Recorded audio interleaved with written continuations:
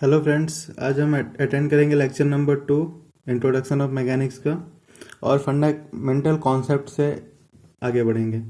हमने fundamental concept में पहला कॉन्सेप्ट लिया है मोशन का। ठीक है, मोशन क्या है, किसे कहते हैं motion. The change in position with respect to time is called motion. ठीक है ना, the change in position with respect to time is called motion. कहने का मतलब यह है कि अगर कोई बॉडी टाइम के रिस्पेक्ट में अपने स्थान को चेंज करती है, अपने पोजीशन को चेंज करती है, तो उसको मोशन बोलते हैं। जैसे एग्जांपल के तौर पे देख लो, मेरा पेन यहाँ पे है अभी, ठीक है ना, जहाँ मैंने ये टाइप ऑफ मोशन लिखा है यहाँ पे अभी मान लो जो भी बज रहा है 2 बज रहा है। अब मैंने क्या किया कि ये इसको आगे ले गया ऐसे, कुछ तो ले जाने में तो टाइम तो लग ही रहा है ना मेरे भाई, और टाइम लग रहा है और ये आगे भी जा रहा है। तो अभी क्या है, यहाँ से ये बॉडी यहाँ तक चली गई है, यहाँ से ये बॉडी यहाँ तक चली गई है, तो इसने क्या किया है, अपने पोजीशन को चेंज किया है। किसके रिस्पेक्ट में?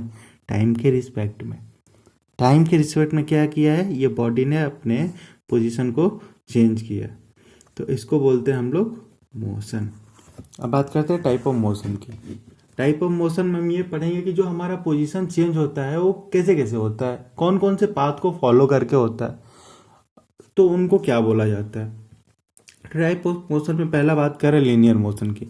लीनियर मोशन में देखो, अभी पॉइंट ए पे यहाँ पे बॉडी मैंने रखा है t=0 सेकेंड में। अब ये बिल्कुल सीधे जा रही है और 10 सेकेंड बाद पॉइंट बी के पास पहुंच गई, तो यहाँ से जो यहाँ तक का पाथ है वो सीधा पाथ है, सीधा पाथ, लीनियर पाथ। तो इस टाइप के मोशन को हम लोग बोलते हैं लीनियर मोशन। ठीक है जी।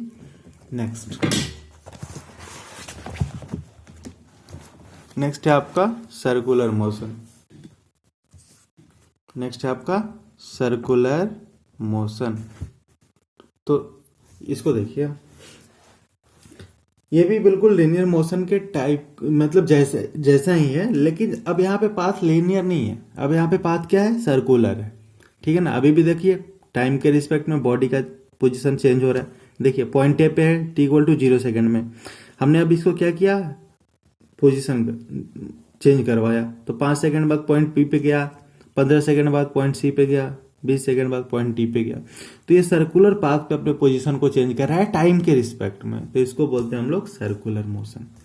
ठीक है जी। अब नेक्स्ट है आपका प्रोजेक्टाइल मोशन। अब देखिए यहाँ पे कोई बॉडी है, अब हमने इसको थ्रो किया और ये t=0 सेकंड में यहाँ पे है, 10 सेकंड बाद पॉइंट बी पे पहुंच गया, तो ये देखिए ये जो पाथ है पैराबोलिक पाथ है, तो इस टाइप के मोशन को हम लोग बोलते हैं प्रोजेक्टाइल मोशन।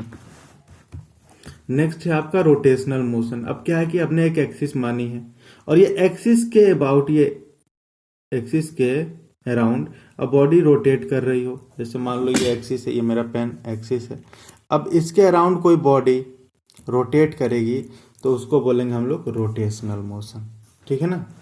फंडामेंटल कॉन्सेप्ट में पहला पड़ाव हमने पार कर लिया है, दूसरे पड़ाव की ओर चलते हैं। दूसरा है हमारा पार्टिकल। ठीक है ना, दूसरा हमारा पार्टिकल। ये डायमीटर लिख दिया मैंने, डायमेंशन होना चाहिए। देखिए पार्टिकल किसे कहते हैं, when a body is with no dimension. कोई भी बॉडी अगर उसका कोई डायमेंशन ही नहीं है, हम उसको डिफाइन ही नहीं कर पा रहे हैं, कितना मोटा है, कितना चौड़ा है, कितना लंबा है, क्या है, कुछ हम बता ही नहीं पा रहे हैं, उसका पैरामीटर डिसाइड ही नहीं कर पा रहे हैं, तो उसको बोलते हैं हम लोग पार्टिकल। ठीक है ना। लेकिन देखिए यहाँ पे नोट लिखा है मैंने, a body may be larger dimension but its dimension are irrelevant to it position, then it consider as a particle also. अगर कोई बॉडी है बहुत ही बड़ी है, लेकिन हम उसके पोजीशन से उसके डायमेंशन को रिलेट कर ही नहीं पा रहे हैं, तो उसको भी हम लोग पार्टिकल ही कंसीडर करेंगे। देखिए डायमेंशन तो है, बहुत ही बड़ा है, लेकिन वो किस टाइप का डायमेंशन है, कैसा डायमेंशन है, हम उसके पोजीशन से उसको रिलेट ही नहीं कर पा रहे हैं, तो हम क्या बताएंगे क्या डायमेंशन है। मतलब होते हुए, सब कुछ होते हुए भी कुछ नहीं है, तो भी हम उसको क्या, तो उस टाइप हम क्या बोलेंगे कि नहीं ये भी क्या है, पार्टिकल ही है, जब उसका डायमेंशन हम उसके पोजीशन से रिलेट नहीं कर पा रहे हो तब। ठीक है ना। कोई कंफ्यूजन है? कंफ्यूजन हो तो आप मुझसे डाउट पूछ सकते हैं कमेंट में। ठीक है ना। Next, rigid body.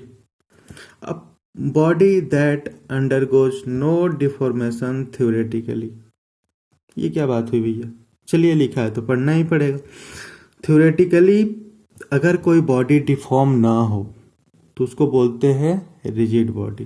Practically deform हो सकती है, मतलब कहने का मतलब ये आइडियल बॉडी की बात कर रहा है।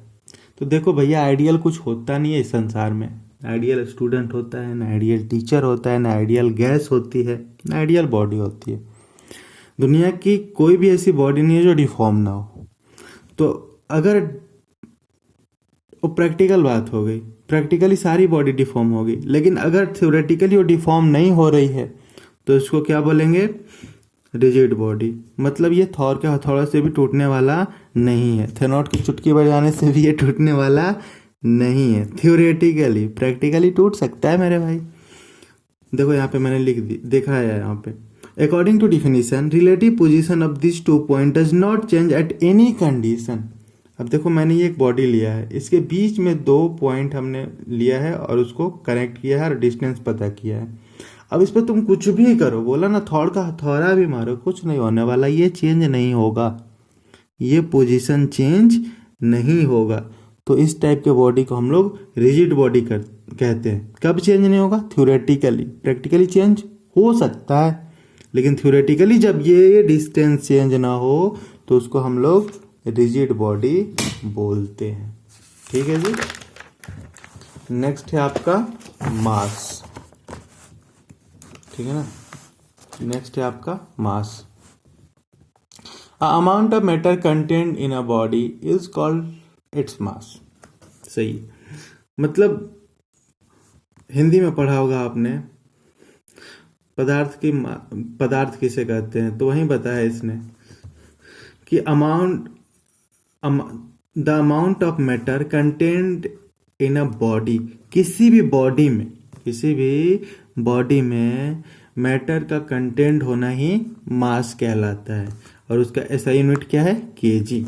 नेक्स्ट है आपका weight. The gravitational pull measurement acting on a body is called wait.